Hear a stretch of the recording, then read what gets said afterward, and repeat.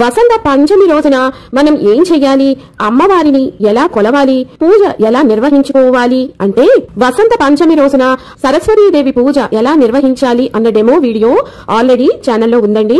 పూర్తి విషయాలతోటి నేను చేస్తూ చూపించాను. లింక్ కింద డిస్క్రిప్షన్ బాక్స్ లో ఇస్తాను, ఒకసారి చూడండి. ఇక్కడ మీకోసం క్లుప్తంగా చెబుతున్నాను. ఈ రోజున తెల్లవారుజామునే నిద్ర లెగిసి స్నానం ఆచరించాలి. స్నానానంతరం తెల్లని ధవళ వర్ణపు వస్త్రాలను ధరించాలి, ముఖ్యంగా పిల్లలకు. ఆ తరువాత సరస్వతి అమ్మవారి ఫోటో లేదా ప్రతిమ, అమ్మవారి ప్రతిమ ఉంటే ఆమెకు తెల్లటి వస్త్రం, ఎర్ర అంచు ఉన్న చీరను ధరింపచెయ్యాలి. ఆవు నెయ్యితోటి దీపారాధన చేసి విఘ్నేశ్వర ప్రార్థన చేసుకొని అమ్మవారిని తెల్లని పూలతోటి అర్చించాలి.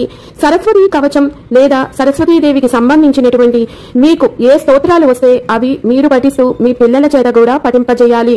తరువాత క్షీరాన్నాన్ని నివేదన చేయాలి. పిల్లలు చదువుకునే పుస్తకాలు, మీ ఆఫీసులకి బిజినెస్లకి సంబంధించినటువంటి ఫైల్స్, పెన్నులు, పెన్సిల్స్ ఇవన్నీ కూడా అమ్మవారి ముందు ఉంచి పుస్తక పూజ చెయ్యాలి. తరువాత కథ చదివిన లేదా వీడియోలో నేను చెప్పాను అది విని అక్షింతలు వేసుకోవాలి. ఆ తరువాత ఈ రోజు తప్పనిసరిగా పిల్లలు వారి తల్లిదండ్రులకు, గురువులకు పాదాభివందనం చెయ్యాలి.